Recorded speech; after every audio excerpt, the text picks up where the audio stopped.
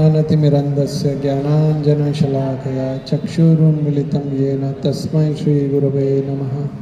जय श्री कृष्ण चैतन्य प्रभु नित्यानंद श्री अद्वैत गदाधर श्रीवासदि गौर भक्तवृंद।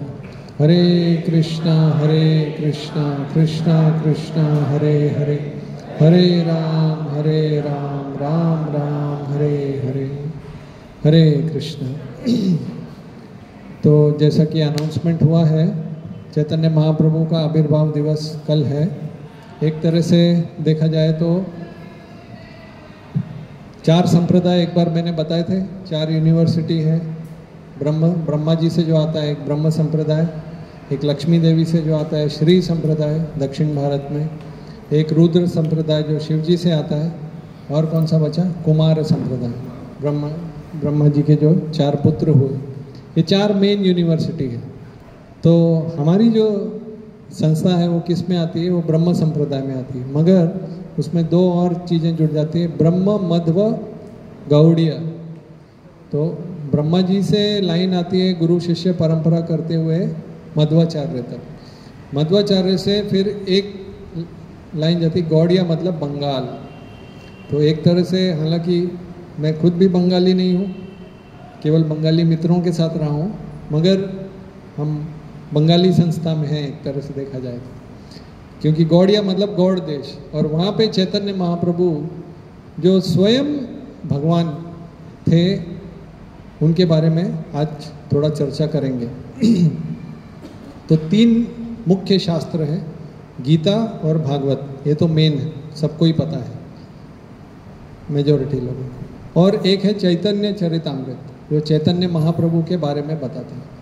गीता आप पाएंगे जो थोड़ा धार्मिक हैं व्यक्ति, वो साधारणतया हर कोई जानता है और उसको पढ़ता भी है। यहाँ तक कि जो निर्विशेषवादी भी हैं, जो भगवान के रूप को स्वीकार नहीं करते हैं, वो लोग भी गीता को पढ़ते हैं, पढ़ाते हैं, और वो अपना उसमें से तर्क भी निकालते हैं। जैसे इतने भी हैं, कई लोग बोलते हैं जैसे कृष्ण थे ही नहीं, कृष्ण डॉक्टर हैं, अर्जुन पेशेंट है, या कृष्ण मन है और 5 पांडव 5 इंद्रियां हैं, ज्ञान इंद्रियां। तो गीता तो हर कोई पढ़ता है। फिर भागवतम के 12वें स्कंद में, जो आखिरी स्कंद है, अभी हमारा 11 चल रहा है, उसमें एक श्लोक आता है, श्रीमद् भागवतम पुराणम अमलम। ये अमल पुराण है, इसमें कोई मल नहीं है। श्रीमद् भागवतम पुराणम अमलम यद वैष्णवानाम प्रियम।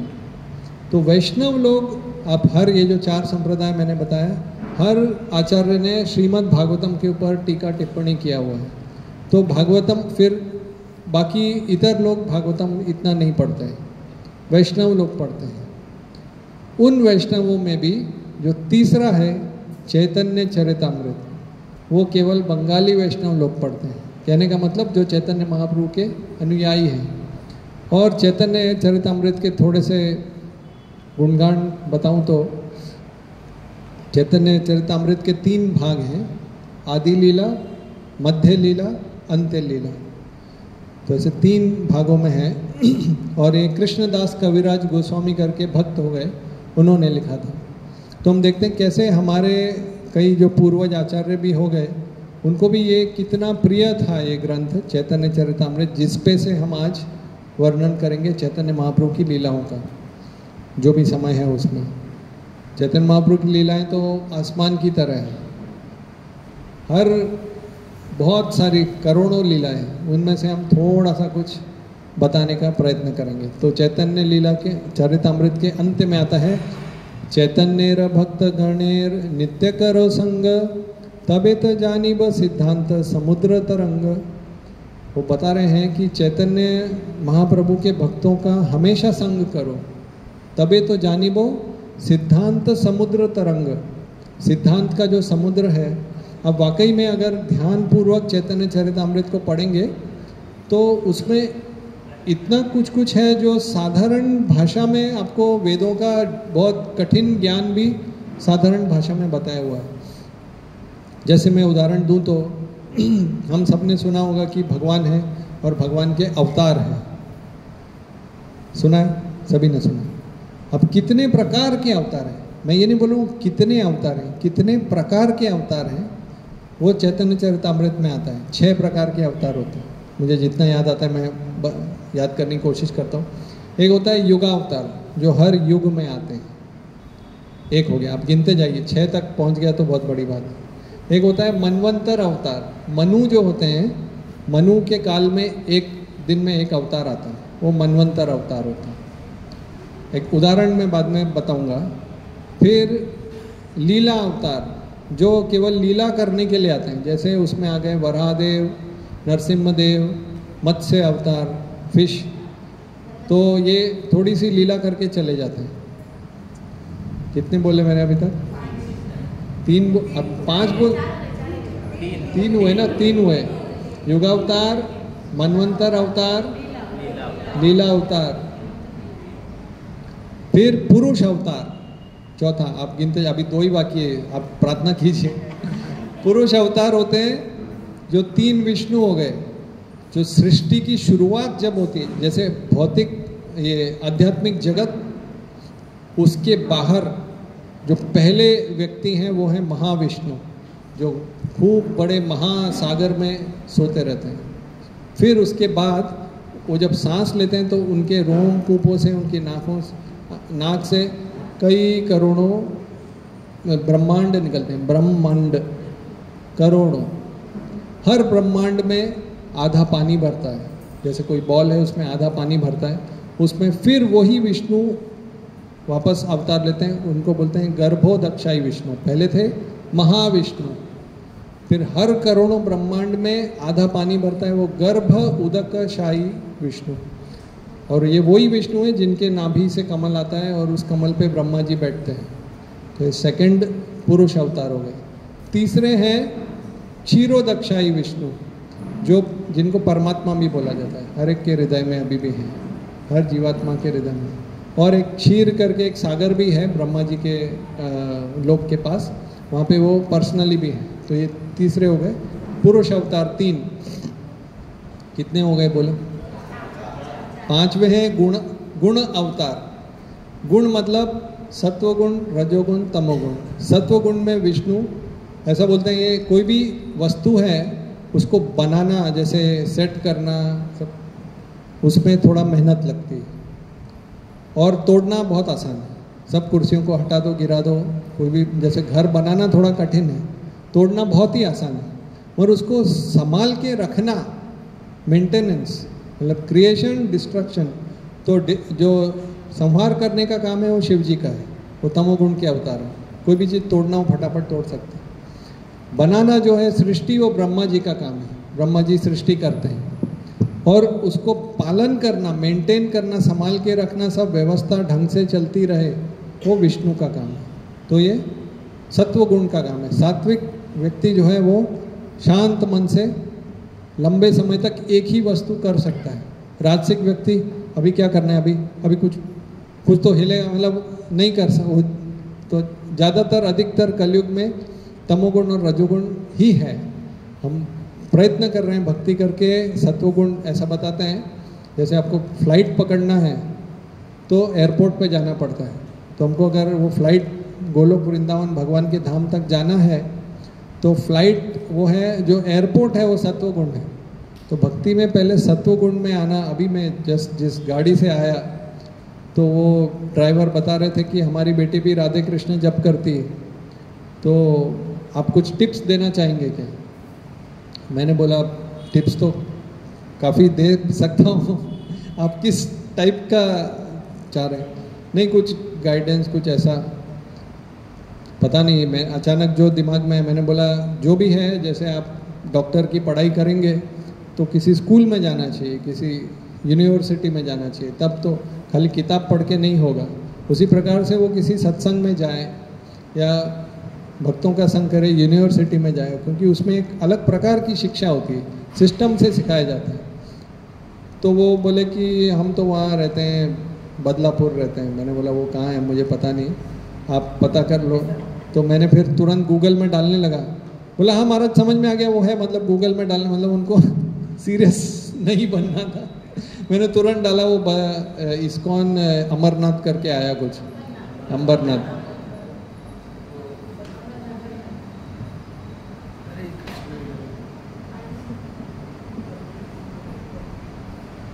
इतना भर दोगे तो कुर्ता ही गीला हो जाएगा।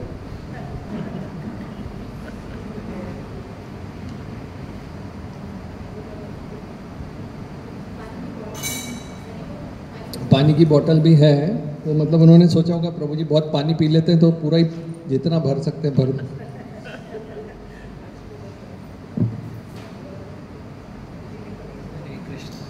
ठीक है, फिर उन्होंने बोला कि वो नहीं, मगर वो प्रॉब्लम ये है कि वो सब आप वो जाने लगी तो खाना पीना छोड़ना पड़ेगा ना वो सब। मैंने बोला तो क्या है, वो तो वैसे भी तबीयत के लिए हानिकारक ही है, आप शाकाहारी भोजन लो। तो वो गाड़ी चालू कर दिया, वो बोला महाराज बहुत अच्छा बताया आपने टिप्स।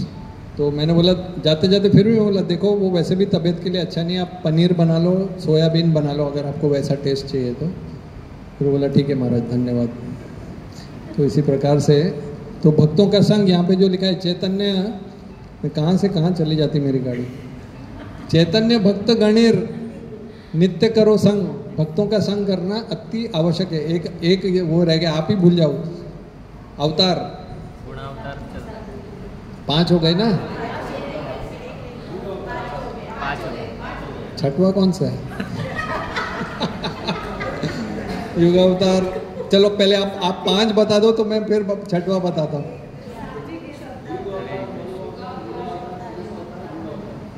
गुणा अवतार है, चना अवतार, छन्न, छन्न वो तो चैतन्य महाप्रभु हैं।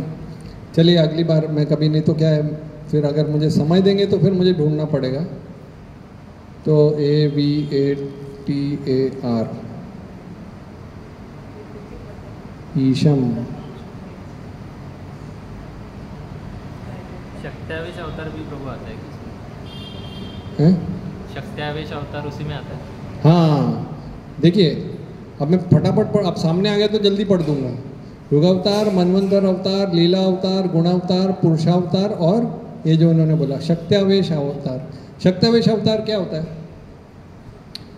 हमारे आपके जैसा कोई व्यक्ति, साधारण व्यक्ति, जीवात्मा, वो भगवान नहीं है, पर उनको विशेष शक्ति देते हैं। शक्ति आवेश अवतार, जैसे व्यासदेव को लिखने की शक्ति दी, परशुराम जी को लड़ाई करने की शक्ति दी, पृथु महाराज को राजा के जैसा ये करने की, तो शक्ति का आवेश होता है। तो वैसी खास एक जीवात्मा को शक्ति दी जाती है, तो शक्ति आवेश अवतार। तो इस प्रकार से चैतन्य चरितामृत का फायदा मैं बता रहा था कि ऐसा डीप जो ज्ञान है वो साधारण भाषा में आपको ये और मिल पाना बहुत कठिन है। एक बार की बात है, श्रील प्रभुपाद ऐसे गाड़ी में जा रहे थे, तो रास्ते में देखा कुछ उनके भक्त, हरे कृष्णा भक्त जो है रास्ते में वो सब वो बंगाली मिष्ठान के सामने, दुकान के सामने खा रहे सब, वो रसगुल्ला, रसमलाई, मिष्ठान। तो उनकी गाड़ी, तो देखा प्रभुपाद की गाड़ी, तो अभी वो कहीं जा भी नहीं सके, वो कुछ ऐसी परिस्थिति में थे, वो खा रहे थे मिठाइयाँ। तो किसी तरह उन्होंने ऐसे इधर उधर देखा और गाड़ी निकल गई तो उनको लगा कि प्रभुपाद ने देखा नहीं, हम बच गए। थोड़ा आगे जाके गाड़ी वापस आई, बोला अरे देख लिया लगता है। प्रभुपाद टीचर के जैसे कभी छोड़ते नहीं स्टूडेंट को। फिर उन्होंने खिड़की नीचे करी, बोला बंगाली स्वीट्स ये जीवन के लिए अति आवश्यक है, बहुत वेरी गुड फॉर लाइफ, ऐसा बोल के खिड़की ऊपर करके चले गए। फिर आगे कभी उनके कुछ जो कुक थे उन्होंने अलग अलग प्रकार का प्रसाद बनाते थे, तो कुछ 2-3 बंगाली मिठाइयाँ बनाई और ये, और प्रभुपाद को सामने रखते टाइम प्रभुपाद का ही डायलॉग मारा, बोला कि Prabhupada Bengali sweet very important for life. तो प्रभुपाद ने बोला जहाँ तक मुझे पता है मेरी सबसे फेवरेट बंगाली स्वीट है चैतन्य चरितामृत, क्योंकि वो जो है उसमें इतना नॉलेज है कि वो सबसे फेवरेट है। कहने के वो भी अच्छा है रसगुल्ला भी, पर वो कुछ पॉइंट बताना चाह रहे थे कि चैतन्य चरितामृत का ये सबसे मीठा ग्रंथ है। और उनके गुरु महाराज, श्रील प्रभुपाद के गुरु महाराज श्रील भक्ति सिद्धांत सरस्वती ठाकुर, वो जब भी समय उनको मिलता था और ऐसा कुछ समय है तो आप उनको देखते थे तो अपने रूम में बैठकर वो चैतन्य चरितामृत बंगाली में पढ़ते रहते थे। और यही चैतन्य चरितामृत जो 3 भागों में है, आदि लीला, मध्य लीला और अंत्य लीला, और ये बहुत विशेष है। श्रील प्रभुपाद ने कैसे उसको प्रिंट करवाया काफ़ी कम समय में, ये कुछ बहुत डिटेल में मुझे याद नहीं मगर बहुत इंटरेस्टिंग है। उनके शिष्यों ने कुछ, प्रभुपाद ने बोला कि अभी हमें करना है ये, तो उन्होंने बोला कि हम जल्दी से जल्दी ये 2 महीने में एक किताब निकाल सकते हैं, ऐसा कुछ उन्होंने बोला। तो प्रभुपाद ने बहुत ही कम समय दे दिया और निकाला। तो जब ये अंत्य लीला प्रभुपाद ने अनुवाद किया, ये कार्तिक का महीना था, 10 नवंबर में था, और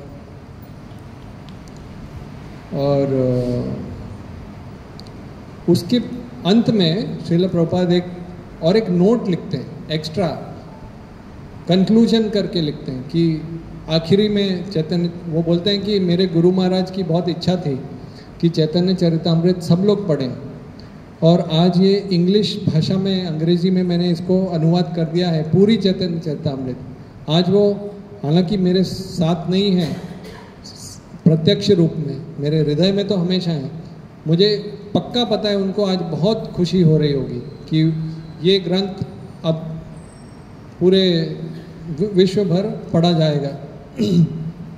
और वो उसमें लिखते हैं कि जब वो पहली बार अपने गुरु महाराज को मिले थे, उन्होंने दंडवत किया और उठ ही रहे थे, तो भक्ति सिद्धांत सरस्वती ठाकुर उनके गुरु महाराज ने उनको क्या बोला कि आप एक शिक्षित व्यक्ति हो, educated, you are educated man, तो आपको चैतन्य महाप्रभु का उपदेश विश्व भर अंग्रेजी भाषा में प्रचार करना चाहिए, चैतन्य महाप्रभु का उपदेश। और फिर प्रभुपाद लिखते हैं कि मैं तो उस समय तो गृहस्थ था, तो मैंने इतना सीरियस नहीं ले पाया, परिवार की जिम्मेदारियां थी।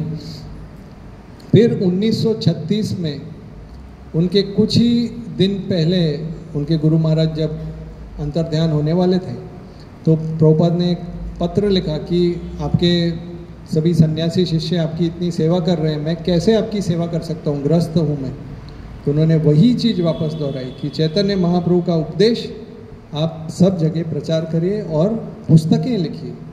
तो इस प्रकार से प्रभुपाद लिखते हैं कि आज ये चैतन्य चरितामृत लिखने के बाद उनको बहुत खुशी हो रही होगी। उनके ऊपर उनके पिताजी, भक्ति सिद्धांत सरस्वती ठाकुर के पिताजी भक्ति विनोद ठाकुर, वो बंगाल में जिस समय पे थे, अंग्रेजों का राज्य था, तो चैतन्य चरितामृत की ओरिजिनल पुस्तक बंगाली में उनको ढूंढने के लिए 10 वर्ष लग गए। आज हम इंटरनेट से भी पढ़कर मिल सकता है और मंदिरों में मिल जाता है, तो इतना उन्होंने कोशिश करी। और कृष्णदास कविराज गोस्वामी करके एक थे, उन्होंने एक किताब लिखी थी गोविंद लीलामृत, कृष्ण की लीलाओं पे। तो जब उनकी वो पुस्तक भक्तों ने पढ़ी तो उन्होंने बोला कि ये आप बहुत अच्छा लिखते हैं, तो आप चैतन्य लीला पे भी एक सब ग्रंथ लिखो। वो बोले कि मैं तो बहुत बूढ़ा हूँ, और वो बंगाली में लिखते हैं कि न देखिया नयने न सुनिया श्रवणे लिखिते कापाय कर। मैं जब लिखता हूँ तो मेरे हाथ कांपते हैं, मुझे आँखों से कुछ दिखता नहीं, कान से सुनाई नहीं देता है, हाथ कांपते हैं, तो मैं कैसे लिखूँगा। और भक्तों ने बोला नहीं आप लिखो। फिर वो वहाँ पे एक मदन मोहन करके हैं, उनके समक्ष गए, भगवान का अर्च विग्रह है, तो उस समय गोविंद देव की माला नीचे गिर गई, तो उन्होंने उसको आशीर्वाद के रूप में स्वीकार किया कि ये मुझे ऑर्डर है। तो इस तरह से संक्षिप्त में एक मैं बताऊं तो उनको भी चैतन्य चरितामृत लिखने में, और बहुत ही पोयम जैसा है, आप चैतन्य चरितामृत पढ़ेंगे तो सब राइमिंग के जैसा है। एक छोटा सा उसमें बीच में ये है कि भक्ति में 3 सिद्धांत आते हैं। जो भी हम प्रवचन करते हैं, जितना भी, वो 3 ही कैटेगरी का होता है। जो भी जितना भी दुनिया का कोई भी प्रवचन कर लो, 3 ही प्रकार का होता है। पहला ज्ञान जो उसमें बताया जाता है संबंध ज्ञान, कि हमारा और भगवान का क्या संबंध है, हम और भगवान का क्या संबंध है। पहला वो उसमें अलग अलग प्रकार का ज्ञान, जैसे हमने अभी 6 अवतारों के बारे में बताएं, तो उससे हमको पता चलता है कि भगवान के कितने अवतार हैं, हम कौन है, वो संबंध ज्ञान हो गया। अगला होता है अभिधेय। अभिधेय मतलब कैसे हम सेवा करें। हमें समझ में आ गया भगवान भगवान है, हम भगवान के दास हैं, तो भगवान के दास बनकर कैसे हम भगवान की सेवा करें, तो उसको बोलते हैं अभिधेय। प्रोसीजर क्या सिस्टम है, अर्च विग्रह की पूजा करें, भोग लगाएं, कीर्तन करें, नृत्य करें, ये सब प्रोसीजर है, सिस्टम है, तिलक लगाओ, इस तरह से। और फिर आखिरी जो होता है प्रयोजन। ये दोनों करने के बाद आपको आखिर में क्या मिलने वाला है, भगवान का संग करके आपको क्या मिलेगा, तो उसके बारे में वर्णन किया जाता है। तो नरोत्तम दास ठाकुर कहते हैं, गौरांगे रसंगी गणे नित्य सिद्ध कोरी माने से जाए ब्रजेंद्र सुत पास। वो बोलते हैं अगर चैतन्य महाप्रभु के जो संगी गण हैं उनको आप समझ जाएं कि ये नित्य पार्षद हैं, जो कृष्ण चैतन्य महाप्रभु कृष्ण के रूप हैं, और उनके जो संगी गण हैं वो उनके गोलोक वृंदावन धाम के पार्षद हैं, आपको इतना भी समझ में आ गया तो आप भगवान कृष्ण के पास जाओगे। ये साधारण लीला दिखेगी, ऐसे मनुष्य के जैसी लीला दिखती है, मगर वो दिव्य लीलाएं हैं। तो चैतन्य महाप्रभु के कुछ कारण हैं क्यों उनका प्राकट्य हुआ। एक तरह से तो वेदों में भगवान को त्रियुगी बताया जाता है, केवल 4 युग हैं, सत्य त्रेता द्वापर कली। तो भगवान को ऐसा बताया जाता है भगवान कलयुग में आते नहीं, मगर ये जो बता रहे थे छन्न अवतार, चना नहीं, छन्न मतलब छुपे हुए। प्रहलाद महाराज के एक श्लोक में आता है कि कलयुग में वो भक्त के रूप में आते हैं, ऐसा दिखाते नहीं कि मैं भगवान हूँ। ये उनका जो कहेंगे कि जीवन का उद्देश्य ही ऐसा था। अगर कोई उनको भगवान बोलता था तो वो कान बंद करके विष्णु विष्णु विष्णु ऐसे बोलते थे चैतन्य महाप्रभु। कभी कभी बीच में अपने आप को रोक नहीं पाते थे तो भगवान का रूप प्रकट होता था, वो हम बताएंगे लीलाओं में। तो कुछ कारण ऐसे होते हैं कि पहले तो वो जानना चाहते थे कि कृष्ण ये सोच रहे थे गोलोक वृंदावन में कि मेरी भक्ति करके श्रीमती राधा रानी को क्या आनंद होता है, वो मुझे समझ में नहीं आ रहा है। जैसे कोई फल है उसको अपना मिठास समझ में नहीं आती, जो खाता है उसको समझ में आता है, या कोई फूल है उसको तो उसी तरह से कृष्ण सोचते थे कि ये श्रीमती राधा रानी इतनी भक्ति क्यों करती है मेरी, उसको क्या आनंद मिलता है। तो वो जानने के लिए वो भक्त के रूप में भक्त बनना पड़ेगा, तो भक्त बन के वो आए चैतन्य महाप्रभु। फिर उस प्रकार से वो ये सोच रहे थे कि आनंद क्या है। दूसरा वो जानना चाहते थे मुझ में ऐसा क्या है। एक तो ये हो गया कि सामने वाले भक्त को क्या महसूस हो रहा है, क्या भक्ति महसूस हो रही है। दूसरा है कि मुझ में ऐसा क्या है, जैसे फूल में सुगंध है, फल में मिठास है, अभी आम का सीज़न आएगा, तो अभी तो खैर खट्टे आ रहे हैं शुरुआत के दिखते हैं वैसे। तो इस प्रकार से। और ये तो अंतरंग कारण हो गए, 3 बाह्य कारण भी थे। एक गीता में श्लोक आता है, भगवान 3 कारण बताते हैं क्यों आते हैं। क्यों आते हैं किसी को पता है? यदा यदा ही ग्लानिर्भवति भारत अभ्युत्थानम अधर्मस्य तदात्मानं सृजाम्यहम्। उसके आगे वाला श्लोक क्या है? परित्राणाय साधूनां विनाशाय च धर्म। 3 वस्तु बताई कि साधुओं की रक्षा करने के लिए परित्राणाय साधूनां विनाशाय च दुष्कृता धर्म संस्थापनार्थाय संभवामि युगे। तो एक तो युग में, क्योंकि जिस प्रकार से कोई भी वस्तु को हम ऐसे छोड़ें तो गुरुत्वाकर्षण से नीचे चली जाती है, ग्रेविटी। अगर तबीयत का ख्याल ना रखें तो तबीयत भी नीचे चली जाती है, चेतना का ख्याल ना रखें तो चेतना भी नीचे चली जाती है।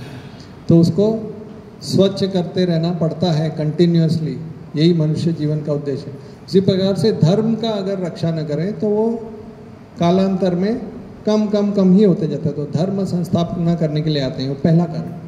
दूसरा कारण, चैतन्य महाप्रभु के एक पार्षद थे अद्वैत आचार्य, ऐसा बताते हैं शास्त्र में कि वो महाविष्णु और सदाशिव, शिव नहीं सदाशिव, जो रुद्र हम जानते हैं शिव जी जो ब्लू कलर के दिखते हैं, वो देवी देवता के रूप में है यहाँ जो इस ब्रह्मांड के अंदर।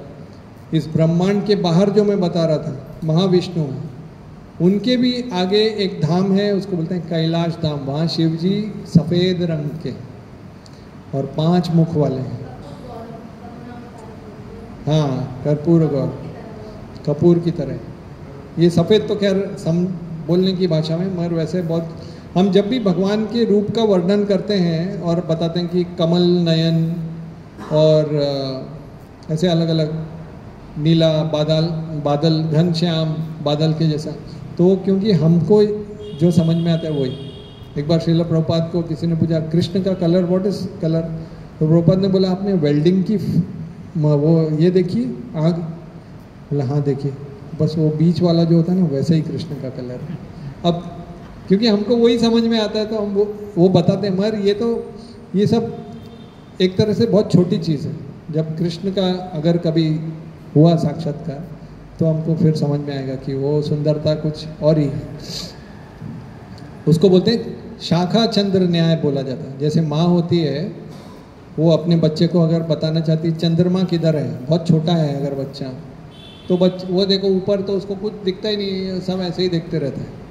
तो माँ बताती है ये देखो ये सामने पेड़ दिखता है, हाँ सामने का पेड़ दिखता है, तो फिर ये ऊपर वो 2 शाखा दिखती है ऐसी, हाँ वो ऐसी 2 शाखा, उसके बीच में जो दिख रहा है वो उसको बोलते हैं चंद्रमा। बोलते हैं ये शाखा चंद्र न्याय। जो सामने समझ में आ रहा है वो पहले समझाया जाता है, फिर उसके बाद जो नहीं समझ में आ रहा है उससे आगे से समझ में आ रहा है।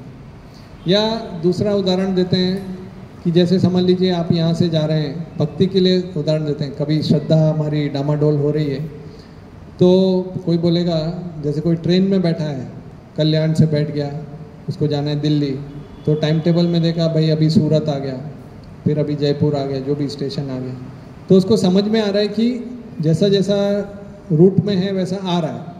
अब बीच में कोई बोले कि क्या भरोसा, ट्रेन कहाँ से कहाँ चेन्नई चली जाए बाद में, तो ऐसा नहीं, जितना उसने देखा उसके ऊपर श्रद्धा रख के उसको बोलते हैं लीप ऑफ फेथ।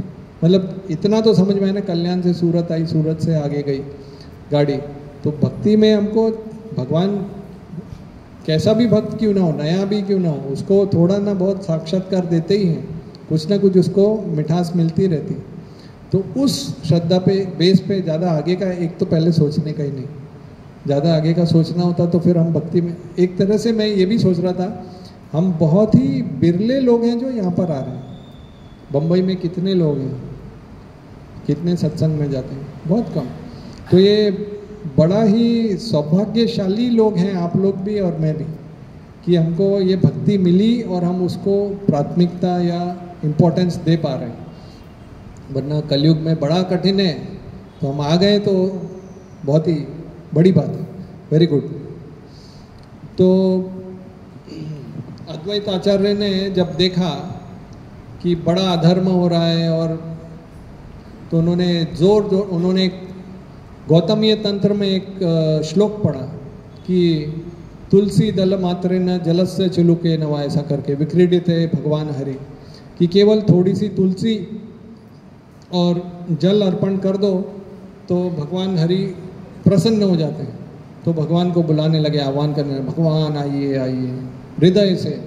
तो उनकी पुकार सुन के भी भगवान आए, ये एक दूसरा कारण भी है।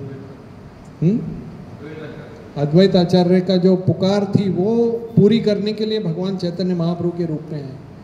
दूसरा है कि कभी कभी स्टूडेंट जो होता है वो बड़ा कमज़ोर होता है, उसको जैसे बोलो कि ए लिखो तो देख के नहीं लिख पाता है, तो टीचर क्या करता है, उसका हाथ पकड़ता है, फिर ऐसा हाथ से बनाता है ऐसे, या अ लिखो पकड़ के। तो ऐसा नहीं कि टीचर स्टूडेंट बन गया, टीचर ही है, और स्टूडेंट इतना वीक है कि उसको समझाने के लिए उसको ये करना पड़ता है। उसी प्रकार से कृष्ण तो द्वापर युग में आ गए, गीता बोल के चले गए, सर्वधर्मान परित्यज्य माम एकम शरणम व्रज, सब त्याग कर दो, देश धर्म ये धर्म, मुझ अकेले की शरण में आ जाओ। अहम त्वाम सर्व पापेभ्यो, मैं तुम्हारे सभी पापों का नाश कर दूंगा। मोक्ष इष्यामि मां शुचः, डरो मत, मैं तुम्हें मोक्ष दे दूंगा, मां शुचः। ये तो बोल तो दिया, मगर अब कैसे आए शरण में, किसी को समझ में नहीं आया। पूरी गीता खत्म हो गई, द्वापर युग बीत गया, समझ नहीं आया भगवान ने क्या बोला। ऐसा कोई प्रवचन भी ऐसा होता है, पूरा प्रवचन दे दिया, बहुत बढ़िया प्रवचन दिया। क्या बोला, कुछ समझ में नहीं आया, बहुत भारी बोला, इतना भारी बोला कि समझ में नहीं आया, बहुत बढ़िया बोला। तो ऐसा न हो इसलिए चैतन्य महाप्रभु आ गए, ये ऐसे करो भक्ति, हरि नाम संकीर्तन करो, ये करो, पूरा करके उन्होंने खुद स्टूडेंट बन के दिखा दिया इस प्रकार से। तो आप जैसे स्कूल में थियरी होती है और प्रैक्टिकल होता है, कभी स्कूल में अलग पहले पढ़ाया जाता है ऐसे, फिर प्रैक्टिकल होता है, तो प्रैक्टिकल करके दिखाया उन्होंने। अभी लीला चालू करते हैं। अभी तक जो है थोड़ा सा क्या है, हरे कृष्णा संस्था ऐसी, उसमें फिलॉसफी थोड़ी न चाहते हो, मैं ये चाह रहा था कि 2 मिनट में उड़ा दूँ इसको, पर वो उड़ता ही नहीं है। वो ट्रेनिंग ही ऐसी हो गई कि वो आदमी की गाड़ी उधर ही चली जाती है। फिर अभी अब लीला, ओनली लीला, नो दिमाग लगाना, नो नथिंग। तो एक बार की बात है, भक्त लोग कीर्तन कर रहे थे, कीर्तन करते करते थक गए, तो चैतन्य महाप्रभु ने बोला ठीक है कुछ प्रसाद की व्यवस्था करते हैं। तो एक आम की गुठली थी, आप गिनते जाओ, अभी लीला पे लीला चल रही है, अभी ये लीला नंबर 1 है पहली। ऐसे तो कई हैं, जैसे मैंने बताया, पक्षी अपनी शक्ति के हिसाब से उड़ता है आसमान में और उतना कवर करता है। तो ऐसा हमारे पास अभी आधा घंटा है, देखते हैं कितना जाता है। तो तुरंत वो जैसे आम का बीज बोया उन्होंने ज़मीन पे, तो बड़ा सा आम का वृक्ष आया और उनमें बड़े दिव्य आम आए। कैसे दिव्य, उसमें ना तो छिलका था ना तो गुठली थी, और बड़े बड़े टेस्टी आम। और उन्होंने बोला भक्तों को ठीक है जाओ, ऐसे 200 आम आए, भक्त लोगों ने लेके टोकरी में लिया और एक ही आम से संतुष्ट हो गए, धराशायी हो गए, सो गए। तो कल चैतन्य महाप्रभु का आविर्भाव दिवस है, इसलिए ये चर्चा कर रहे हैं हम लोग। ये एक तरह से देखा जाए तो, क्योंकि मैंने बताया ब्रह्म मध्व गौड़ीय संप्रदाय में हम आते हैं, तो एक दृष्टिकोण से ये जन्माष्टमी से भी बड़ा उत्सव है गौड़िया वैष्णवों के लिए। चैतन्य महाप्रभु का आना और खुद स्टूडेंट बन के भक्ति करना सिखाना, ये आप बाकी वैष्णव संप्रदाय में भी इतना वो लोग नहीं समझते हैं। ये ब्रह्म संप्रदाय मध्व वाले भी, वो लोग अभी हर प्रचार की वजह से समझ रहे हैं, बाकी तो ये बहुत महत्वपूर्ण, सबसे महत्वपूर्ण त्यौहार है वर्ष का एक तरह से, चैतन्य महाप्रभु का आविर्भाव। तो ये हो गई लीला नंबर 1। दूसरी लीला, चैतन्य महाप्रभु ने जब संन्यास लिया तो जगन्नाथपुरी में एक गंभीरा करके उनका कमरा था, उस कमरे में वो रहते थे और हमेशा विरह में रहते थे। कुछ 3-4 भक्त ही उनके साथ रहते थे। तो रात को तीनों दरवाजे बंद रहते थे और एक भक्त गोविंद करके था जो दरवाजे पे सोता था, कुछ सेवा की ज़रूरत होगी तो उठ के तुरंत सेवा करेगा। तो चैतन्य महाप्रभु को इतना विरह हो गया जगन्नाथ जी से, जगन्नाथ जी उनके आराध्य देव थे, उनको कृष्ण के रूप में वो देखते थे। और चैतन्य महाप्रभु खुद राधा, हमने शुरुआत में बताया, ये सब क्यों फिलोसॉफी शुरुआत में बताया कि क्लियर हो जाए फंड, कौन है चैतन्य महाप्रभु, स्वयं भगवान है और वो भक्त बनकर आए हैं। तो क्योंकि वो राधा रानी के भाव में थे तो वो कृष्ण से विरह महसूस करते थे। तो किसी को समझ में नहीं आया कैसे सब दरवाजे बंद होने के बावजूद भी चैतन्य महाप्रभु वहाँ मिले, जगन्नाथ मंदिर के सामने पड़े हुए थे और वो उनका रूप भी बदल गया था और विरह में थे। तो इस तरह से इतना, ये थोड़ी सी मतलब दिव्य टाइप की लीलाएं हैं, सब बंद होने के बावजूद भी वो निकल के चले गए। एक चैतन्य महाप्रभु के भक्त थे सार्वभौम भट्टाचार्य, जिन्होंने शुरुआत में ऐसा सोचा कि ये बड़े नौजवान सन्यासी हैं, बड़े सुंदर दिखते हैं, ऊंचा उनका, और स्वयं भगवान है तो सुंदरता का तो कोई एक अलग में उस पर क्लास ली जा सकती है कि वो उनकी सुंदरता के बारे में। तो उनके एक दामाद थे सार्वभौम भट्टाचार्य के, अमोघ करके, मगर उनको बड़ी ईर्ष्या होती थी भक्तों को देखकर भी और चैतन्य महाप्रभु को भी देखकर, तो हमेशा ईर्ष्या करते थे। तो एक बार चैतन्य महाप्रभु को सार्वभौम भट्टाचार्य ने घर पर बुलाया था प्रसाद के लिए, तो उसी समय अमोघ आ गया और बोला सन्यासी होकर इतना प्रसाद लेते, ऐसा करके कुछ तो बोला। सार्वभौम भट्टाचार्य को पहले ही पता था ये आएगा गड़बड़ करेगा, तो तुरंत डंडी लेके भागे, छड़ी लेके उनके पीछे, अमोघ भागा। फिर आगे चल के चैतन्य महाप्रभु ने बोला छोड़ो, अभी प्रसाद का समय, अभी इतना क्रोध मत करो। आगे अमोघ क्योंकि इतना उनका एनवी को क्या बोलते हैं, जलन थी उनके हृदय में, तो उनको कॉलेरा हो गया और वो इतने बीमार हो गए कि वो चंद आखिरी सांसें गिन रहे थे, अमोघ। तो सार्वभौम भट्टाचार्य ने बोला अच्छा हो गया, मेरी बेटी विधवा हो जाए तो चलेगा, अच्छा हो जाएगा, ये मर लेगा। तो चैतन्य महाप्रभु ने, क्योंकि उन्होंने देखा कि ये सार्वभौम भट्टाचार्य मेरे भक्त हैं, तो भक्त के जो संबंधी हैं उनका ऐसा नहीं होना चाहिए। तो गए और अमोघ के छाती पे हाथ रखा, बोला ये जो स्थान है तुम्हारा हृदय, वो भगवान के रहने के लायक स्थान है, यहाँ पे कृष्ण का निवास होना चाहिए, यहाँ पे इतनी ईर्ष्या और इतना द्वेष क्यों रखा है तुमने, ऐसा मत करो। और ऐसा जब उन्होंने बोला तो अमोघ हृदय से पश्चाताप करने लगा कि क्या मैं ऐसा कैसा हूँ मैं, और फिर उनका बीमारी भी ठीक हो गई और हर प्रकार से उनकी ईर्ष्या भी मिट गई। ये थी तीसरी लीला।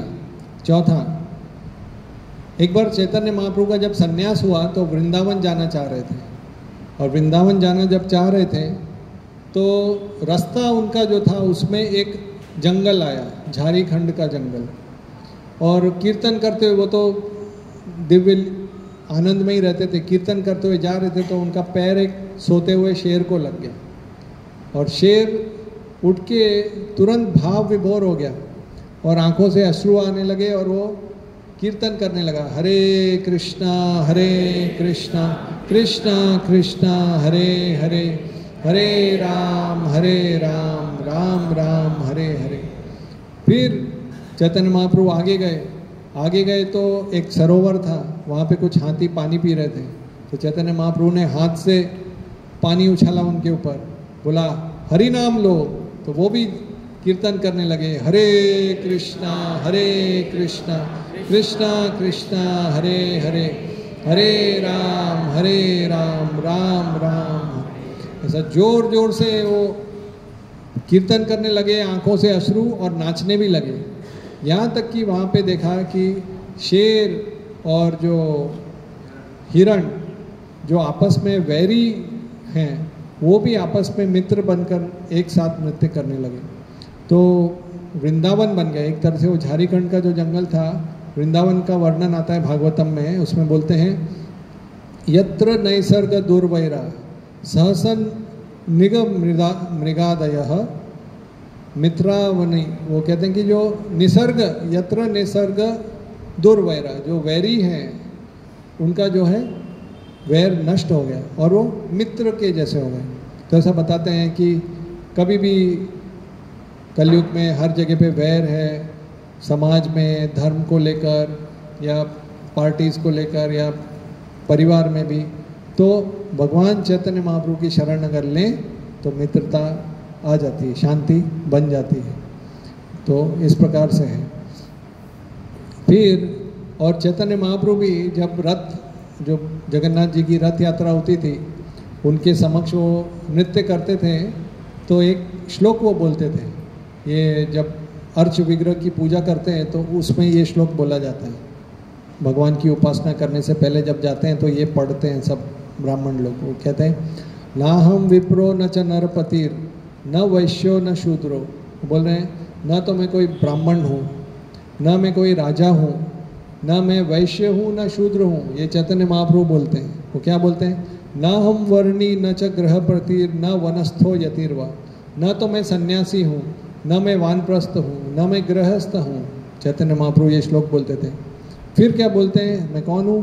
किंतु प्रोद्यान निखिल परमानंद पूर्णामताब्धेर गोपी भर्तूर पद कमलयोर दास दास दास अनुदास। मैं केवल उन भगवान कृष्ण का दास हूँ, दासों के दासों का दास हूँ, जिनकी गोपियाँ उपासना करती हैं। तो केवल इस तरह से सारी झगड़े क्यों होते हैं? उपाधि की वजह से, मैं ये हूँ, मैं ये हूँ, मैं ये हूँ, ऐसा। तो वो चैतन्य महाप्रभु का। पांचवी लीला, जब रथ यात्रा होती थी तो 7 कीर्तन की पार्टियां होती थी, 7 ग्रुप होते थे। उसमें हर ग्रुप में 2-3 मृदंग वाले, करताल बजाने वाले, गाने वाले अलग और नाचने वाले भी अलग, ऐसे 7 ग्रुप होते थे। तो उसमें एक प्रताप रुद्र महाराज करके एक भक्त थे चैतन्य महाप्रभु के। और सार्वभौम भट्टाचार्य जिन्होंने प्रयत्न किया था चैतन्य महाप्रभु को वेद पढ़ाने के लिए, क्योंकि वो सोचते थे इतने नवयुवक सन्यासी हैं तो वो पथभ्रष्ट न हो जाए, तो इसलिए वो शास्त्र पढ़ाना चाह रहे थे। मगर वो कौन सा चीज़ बता रहे थे? मायावाद, भगवान किस प्रकार से निराकार हैं, भगवान का रूप नहीं है। तो चैतन्य महाप्रभु 7 दिन तक ऐसे बैठे थे, कुछ नहीं बोला उन्होंने, ना कोई प्रश्न भी पूछा। तो सार्वभौम भट्टाचार्य ने बोला कि आपको देखकर तो समझ में नहीं आ रहा है कि आपको मैं जो बोल रहा हूँ वो समझ में आ रहा है कि नहीं। ना तो आप हाँ बोलते हो ना बोलते हो, कोई प्रश्न भी नहीं पूछते हो।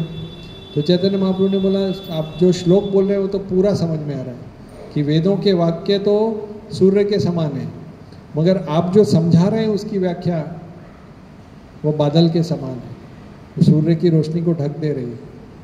जैसे दक्षिण भारत के एक आचार्य हुए रामानुजाचार्य, तो अपने गुरुदेव के पास सेवा कर रहे थे, यादव प्रकाश करके उनके गुरुदेव थे, पर वो भी निराकारवादी थे, मायावादी थे। तो एक कप्यासम करके एक श्लोक आता है कि भगवान के जो नयन हैं वो कप्यासम करके एक श्लोक आता है।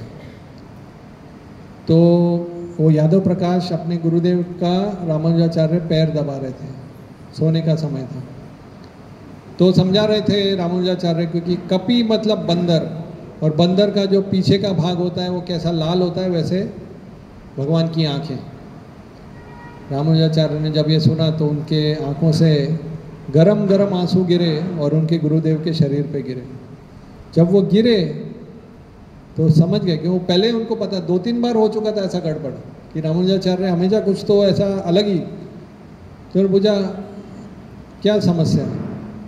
तो उन्होंने बोला कि आपका जो आप बता रहे हैं बड़ा गलत बता रहे हैं, भगवान की आँख को बंदर के ऐसे आप उससे कंपेयर कर रहे हैं। तो उन्होंने बोला अच्छा तुम बताओ, तुमको इतना मालूम है। तो उन्होंने बोला देखो कम पीबती इति कपि, जो सूर्य की किरणों को लेता है वो है कमल, और वो उस कमल के जैसी भगवान की आँखें।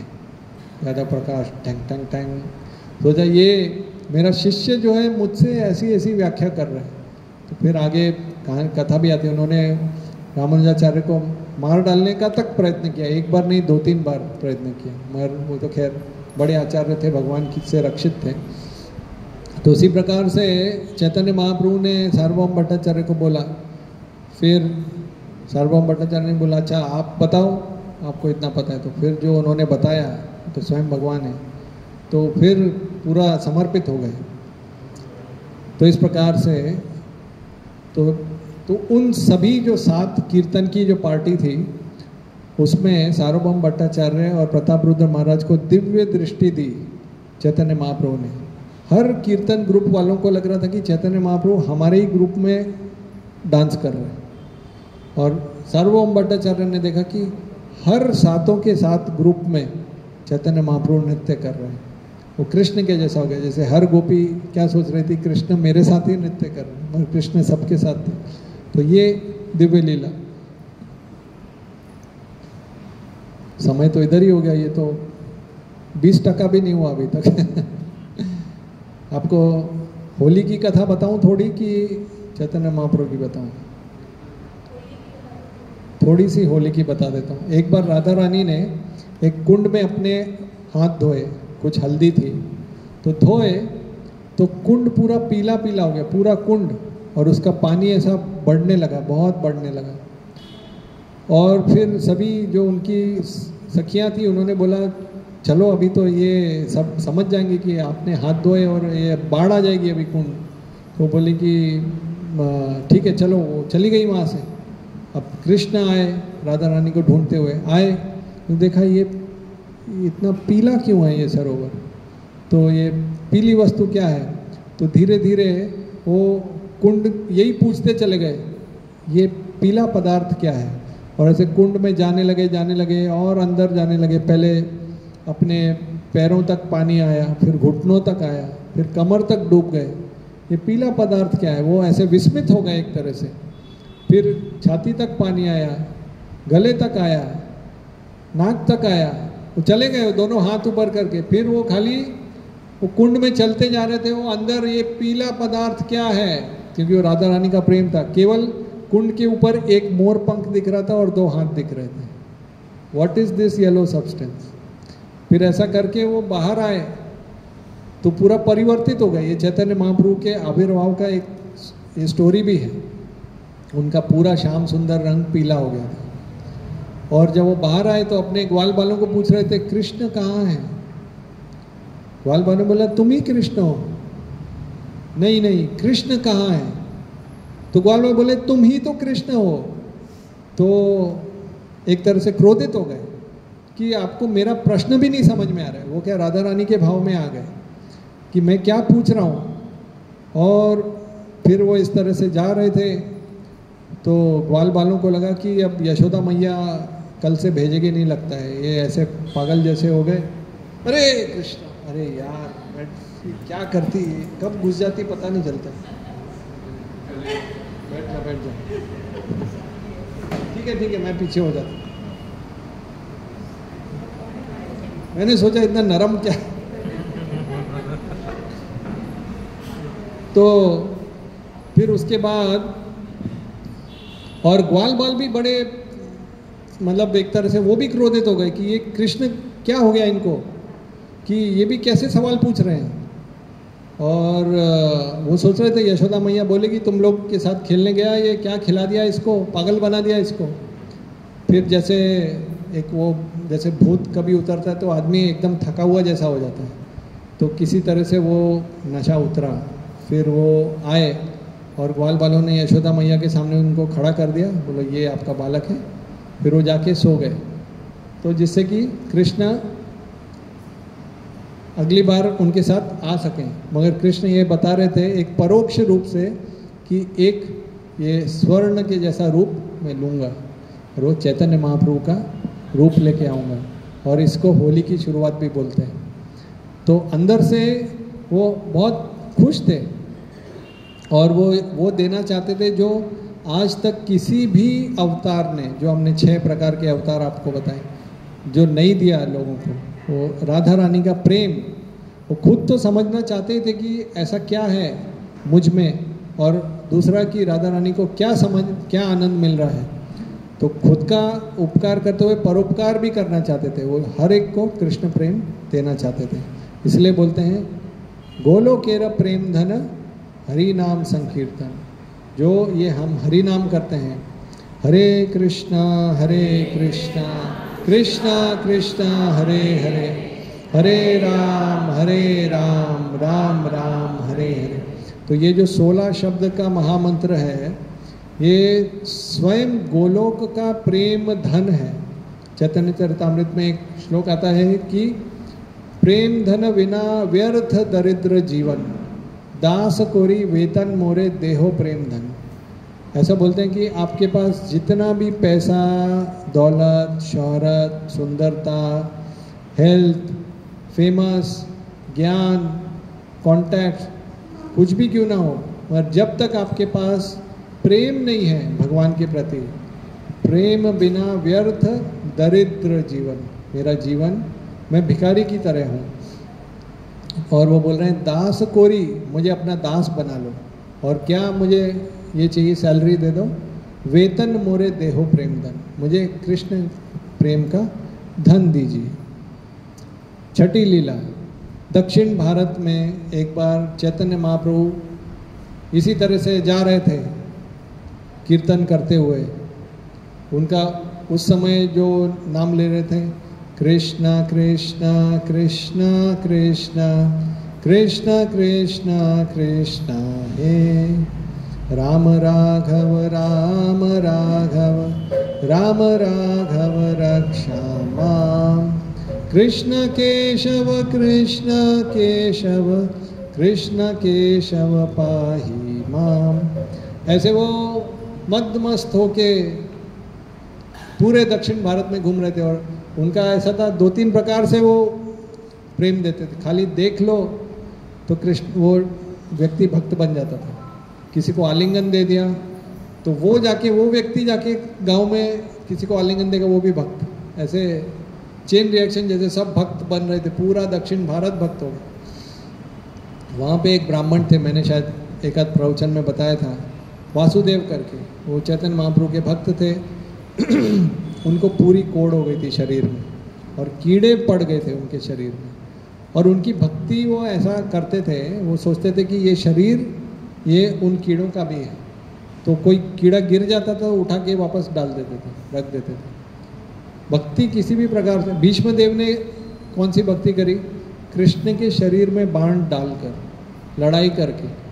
तो भक्ति कई प्रकार से होती है, उसमें ऐसा नहीं है कि, खैर हम उस लेवल में नहीं। हम अगर सोचें कि हम भी, हमको जो बताए प्रसाद लो, जपा करो, हरिनाम, वो उतना काफ़ी है। अभी हमारा वो स्तर नहीं है भाव भक्ति करने। कई लोग एकदम सीधा भाव में, कृष्ण आए थे सपने में, नाच रहे थे, कीर्तन किया, वो बोले ऐसा करो, गांजा लो, भांग लो, तो ऐसा नहीं है। वो प्रभुपाद ने बोला वो कृष्ण नहीं थे, वो माया आई थी, वो बोल रही थी तुमको भांग लेने के लिए। कृष्ण कभी नहीं बोलेंगे ऐसा। तो इस तरह से, तो मगर चैतन्य महाप्रभु चले गए, और उस टाइम तो ऐसा नहीं था कि उनके पास कोई मैप था न क्या था। तो वो बड़े रोने लगे वासुदेव की, चैतन्य महाप्रभु आए और मैं दर्शन भी नहीं ले पाया। और चैतन्य महाप्रभु को ध्यान में आ गया कि वो मेरा भक्त उधर रो रहा है। तो वही रास्ते से वापस आए, और हर कोई दूरी बना के रखता है ऐसे इतने बीमार व्यक्ति से। चैतन्य महाप्रभु उनको बताते हैं कि उनका हृदय करोड़ों माताओं से ज़्यादा प्रेम है उनका। तो उन्होंने ये नहीं देखा उनका शरीर क्या है, उन्होंने उनको आलिंगन कर लिया और तुरंत कृष्ण प्रेम दे दिया। उनकी आंखों से अश्रु आ गए, उनके शरीर पूरा स्वर्ण के जैसा हो गया, और वो जप करने लगे, और इस तरह से उनका उद्धार हुआ। तो ये दिव्य लीला है। फिर उसी दक्षिण भारत की यात्रा में 7वीं लीला, एक गवर्नर थे रामानंद राय करके। वो एक, हालांकि गवर्नर के पदवी पर थे, मगर वो अंतरंग पार्षद हैं राधा रानी के। तो उनके साथ चैतन्य महाप्रभु ने काफ़ी गोपनीय प्रश्न किए भक्ति के तत्व के बारे में, और उनको अंत में उन्होंने षड्भुज रूप दिखाया, 6 भुजाओं वाला, 2 हाथ में बाण और धनुष, 2 हाथ में बांसुरी, और 2 हाथ में चैतन्य महाप्रभु का एक कमंडलू और एक जपामाला, इस तरह से कुछ। तो षड्भुज अवतार उन्होंने, कभी कभी चैतन्य महाप्रभु मतलब न चाहते हुए प्रकट हो जाते थे कि मैं भगवान हूँ, ऐसा रामानंद राय को दिखाया। फिर 9वीं लीला, ये तो हमने सब बताया संन्यास लेने के उपरांत की लीला। उससे पहले जब चैतन्य महाप्रभु घर में थे, तो वो उनकी लीला थी, बड़े विद्वान पंडित के रूप में थे। उनका नाम था निमाई पंडित। निमाई, उनके तो कई नाम थे। उनकी माता ने, वो नीम के पेड़ के नीचे उनका जन्म हुआ था, इसलिए उसका नाम रखा निमाई। एक नाम था उनका विश्वाम्बर, सभी विश्व का पालन ये करेंगे तो विश्वाम्बर, ऐसे कई नाम थे। तो श्रीवास ठाकुर उनके एक भक्त थे, वो अपने घर में नरसिम्हा देव की प्रार्थना कर रहे थे, पूजा कर रहे थे। तो चैतन्य महाप्रभु आए और तुरंत उन्होंने नरसिंह का रूप ले लिया। केशव धृता नरहरि रूपा, जय जगदीश हरे, जय जगदीश हरे, जय जगदीश। तो ये उन्होंने न चाहते हुए वो कभी कभी भगवान के रूप में आ जाते थे। एक बार की बात है, 10वीं लीला, मुस्लिम राज्य था, तो सभी लोग डरते थे कीर्तन करने से। और क्योंकि वराहदेव ने पृथ्वी का उद्धार किया था, तो मुरारी गुप्ता करके एक भक्त थे, उनके घर में वराहदेव की पूजा कर रहे थे सभी भक्त मिलके और कीर्तन कर रहे थे। तो तुरंत चैतन्य महाप्रभु वहाँ आए, और जो उनका सन्यास के पहले का जो रूप था, सुंदर केश थे, तो वराह का रूप ले लिया और एक कुछ बर्तन लेके अपने नाक के ऊपर बैलेंस किया उन्होंने, और सभी भक्तों को बोला कि बिल्कुल भय मत रखो, ये कलयुग का धर्म है हरिनाम संकीर्तन, तो आप जप करो, कीर्तन करो, हरे कृष्णा कृष्णा कृष्णा हरे हरे, हरे राम राम राम हरे हरे। बची हुई 7 मिनटों में 7 पॉइंट कवर करने की कोशिश करेंगे। तो मुरारी गुप्ता को भी रूप दिखाया वराहदेव। एक बार व्यास पूजा मना रहे थे। व्यास देव जो हैं, गुरुदेव की जो बर्थडे होती है, जन्म दिवस को भी व्यास पूजा बोलते हैं, क्योंकि वो व्यास देव के प्रतिनिधि करते हैं, इसलिए व्यास पूजा बोला जाता है। तो चैतन्य महाप्रभु ने प्रयत्न किया नित्यानंद प्रभु को बोलने का कि ये माला लेके व्यास देव के गले में डालो। तो चैतन्य चरितामृत में श्लोक आता है, ब्रजेंद्र नंदन जेई शचीसुत होइलो सेई बलराम होइलो नेताई। ब्रजेंद्र नंदन मतलब नंद महाराज के जो पुत्र हैं, नंद नंदन, ब्रजेंद्र नंदन। शचीसुत होइलो सेई, चैतन्य महाप्रभु की माता का नाम था शची देवी। तो वो कृष्ण अभी शचीसुत बन के आए हैं, मतलब चैतन्य महाप्रभु बन के आए हैं। और जो बलराम हैं होइलो निताई, नित्यानंद प्रभु बलराम बन के आए हैं। तो नित्यानंद प्रभु तो जानते थे चैतन्य महाप्रभु कौन है, तो ऐसे सोच रहे थे, वो थोड़ा ऐसा मंद बुद्धि जैसा लीला करते थे, वो हमेशा कृष्ण प्रेम में रहते। तो उन्होंने माला चैतन्य महाप्रभु के गले में डाल दी, बोला आप ही व्यास देव हो, आप ही ने सब ज्ञान सबको दिया। तो ये भी एक लीला हुई। तब चैतन्य महाप्रभु ने तुरंत रूप दिखाया, श्री कृष्ण चैतन्य राधा कृष्ण नहीं अन्य। तो एक तरफ कृष्ण थे, एक तरफ राधा रानी थी। तो इस तरह से उन्होंने रूप दिखाया। और चैतन्य महाप्रभु की जब कथा सुनी तो सार्वभौम भट्टाचार्य, जैसे मैंने बताया, वो ज्ञान दे रहे थे। जब वो समझ गए कि ये स्वयं भगवान हैं, तो उन्होंने बोला, इन्होता साक्षात कृष्ण मुई न जानिया महा अपराध कईनु गर्वित होइया। कि मैंने तो उनको शिक्षा देकर ऐसा सोचा कि मैं बहुत प्रकांड पंडित हूँ, तो ये मेरा गर्व था और ये मेरा एक तरह से अपराध हुआ। एक समय की बात है, अद्वैत आचार्य अपने घर में कीर्तन कर रहे थे। उन्होंने ही चैतन्य महाप्रभु को बुलाया था और वो बड़े स्पेशल भक्त थे।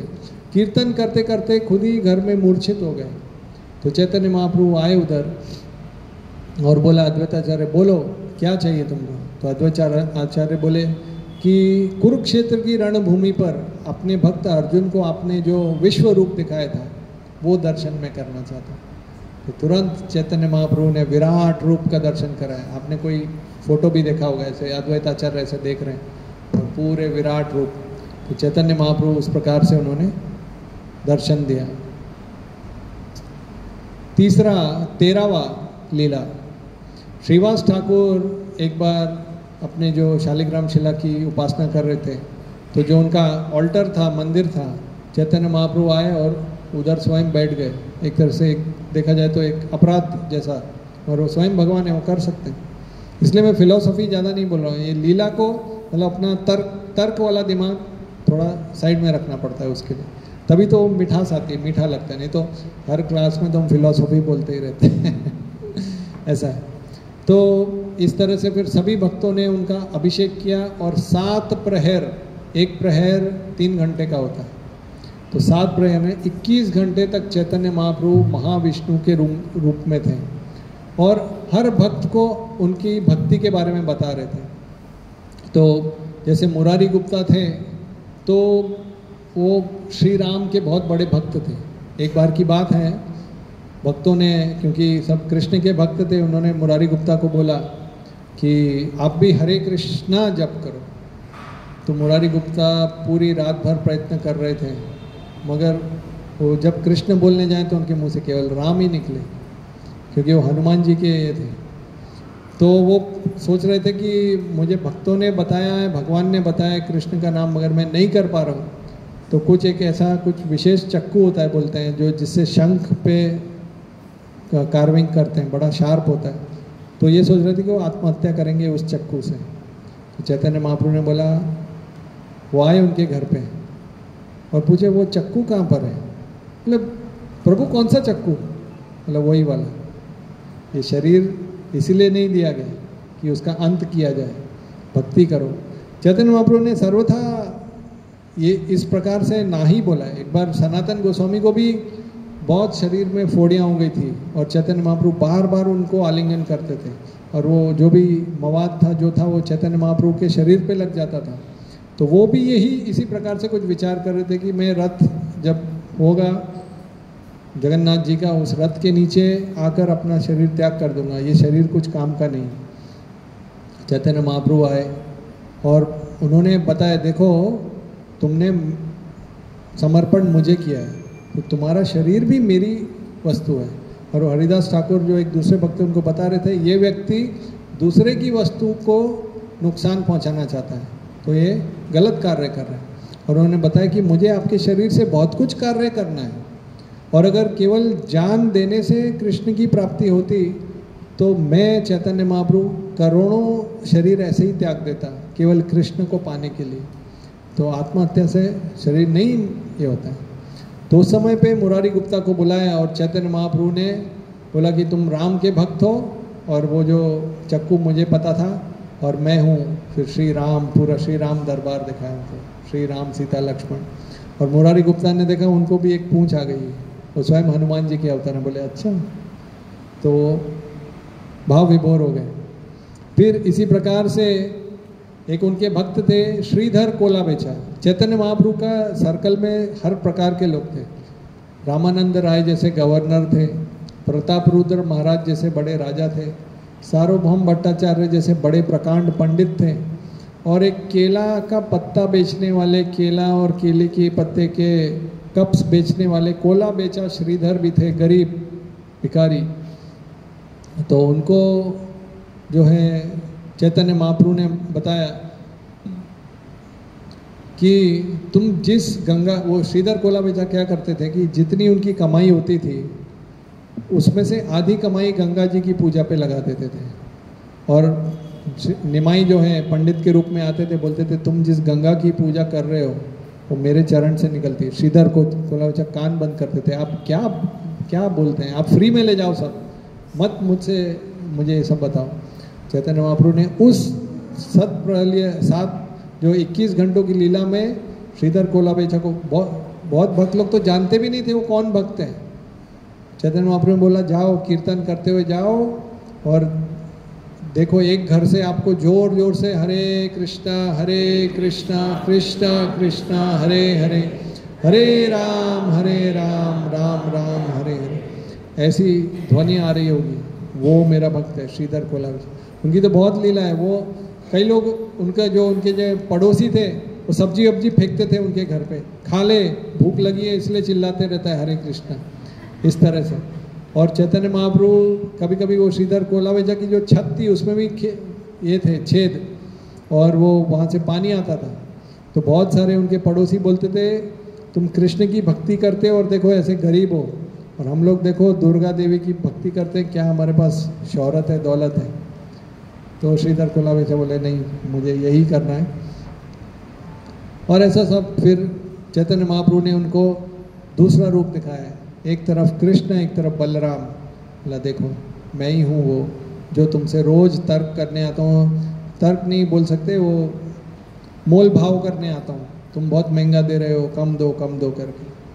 हरिदास ठाकुर को बुलाया है, सामने आओ।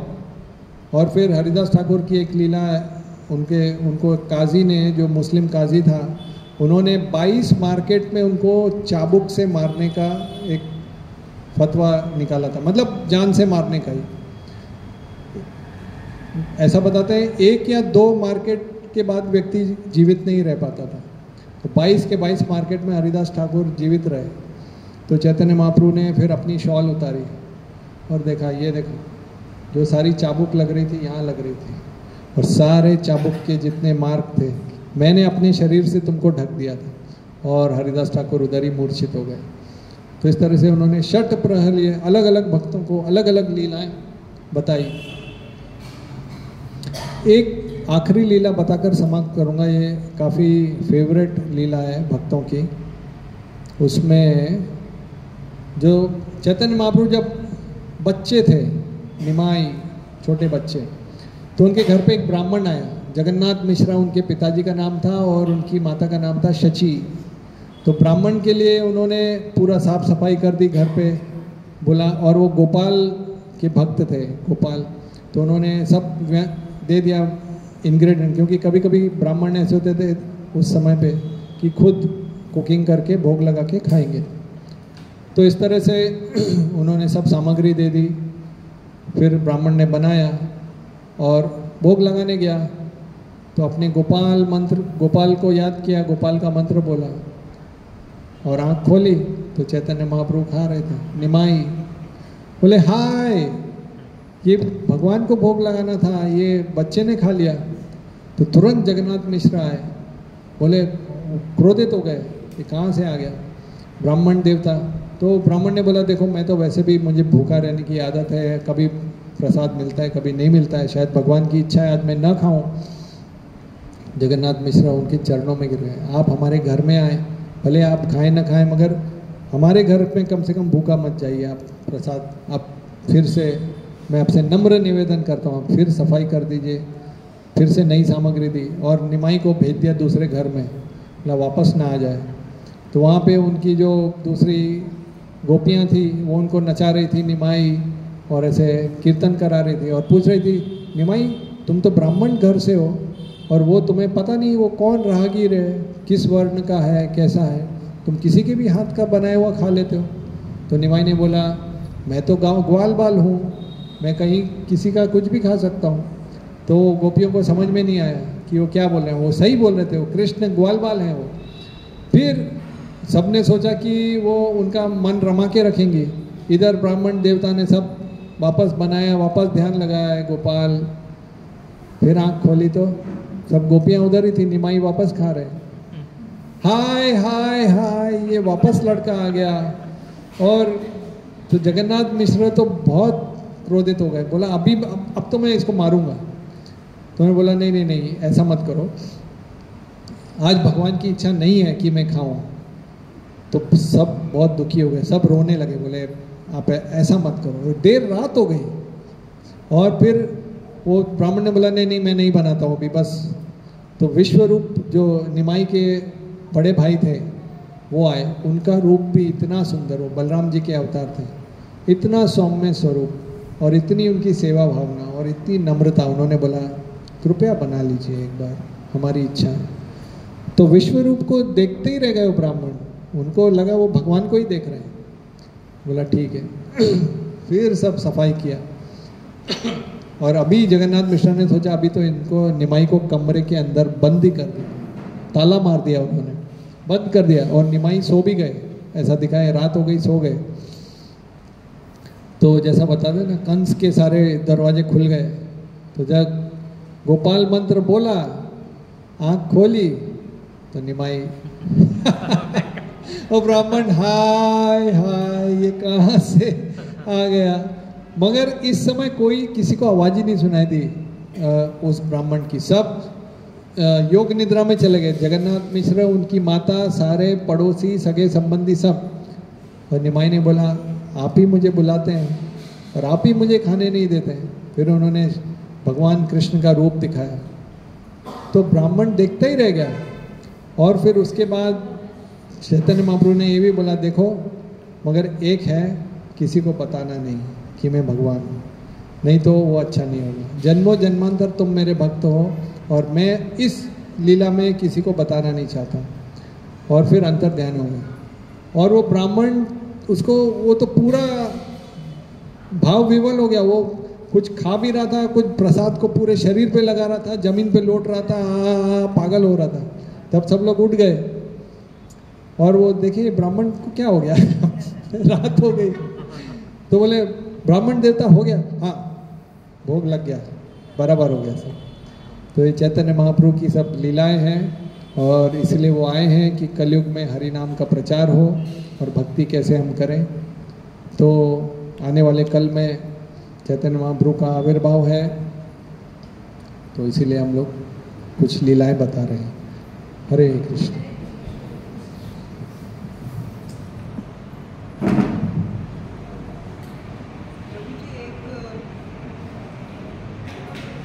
पानीहाटी फेस्टिवल किसके साथ जुड़ा हुआ है? पानीहाटी का जितना मुझे कथा याद है, एक भक्त थे रघुनाथ दास करके, तो वो नित्यानंद प्रभु के भक्त थे और वो जब आए वो बड़े बहुत रईस जगह परिवार में उनका जन्म था, तो उनके माता पिता ने उनको बांध दिया था और उनके लिए गार्ड रखते थे कि वो घर से न जा पाए। बार बार भाग जाते थे, बार बार पकड़ के लाओ फिर भागे।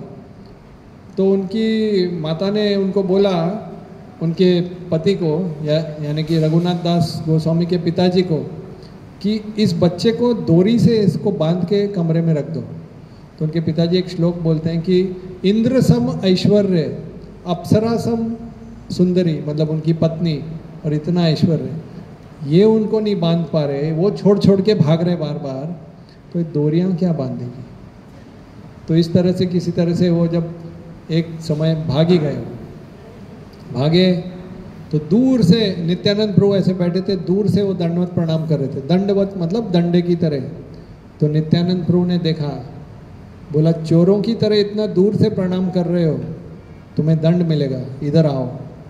फिर उन्होंने उनको बोला कि ये जितने भी सारे भक्त हैं उनको आप चिड़ा दही दो। चिवड़ा दो प्रकार का, मतलब वो चैतन्य चरितामृत आप पढ़िए, उसमें वर्णन है 2 प्रकार का, एक दूध चिड़ा, एक दही चिड़ा। तो दूध में जो है कर्पूर और ड्राई फ्रूट्स और ये सब दूध में बनाया हुआ, और एक दही में ऐसा बहुत, मतलब सारे गांव के गांव लग गए, सब लोग इतना पोहा लाए और इतना दूध लाए, और हर भक्त के हाथ में 2 दोने, एक दूध का चिड़ा, एक दही का चिड़ा। और इतनी भीड़ हो गई कि वहाँ पे गंगा नदी थी, कुछ लोग तो नदी के बीच में खड़े होकर खा रहे थे। और उसमें फिर कीर्तन हुआ तो चैतन्य महाप्रभु भी प्रकट हुए, मगर वो सबको नहीं दिख रहे थे, नित्यानंद प्रभु को दिख रहे थे।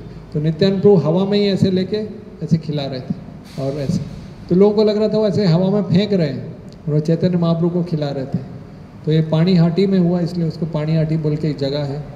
तो ये नित्यानंद प्रभु का प्रकाश है, बहुत महत्वपूर्ण है कि चैतन्य महाप्रभु कृष्ण है और बलराम होइलो निताई, गुरु और कृष्ण दोनों को मानना जरूरी है। यस्य देवे परा भक्तिर यथा देवे तथा गुरु तस्से ते कथिता यर्था प्रकाशन्ते महात्मा, कि जैसी भक्ति हमारी कृष्ण में है, यथा देवे तथा गुरु। तो नित्यानंद प्रभु अभी थोड़े समय पहले उनका आविर्भाव भी हो गया, उसके पहले अद्वैत आचार्य का भी हो गया, और फिर आने वाले कल में तो सबसे बड़ा चैतन्य महाप्रभु कृपा अवतार, भाव अवतार। तो इस तरह से लीला पंचतत्व टेम्पल है। हाँ पंचतत्व जी, हर साल ये फेस्टिवल सब जगह पंचतत्वों का तो पूरा एक, उसका एक पूरा एक कि वो 5 भगवान क्या है, 5 समय लगेगा। हरे कृष्ण।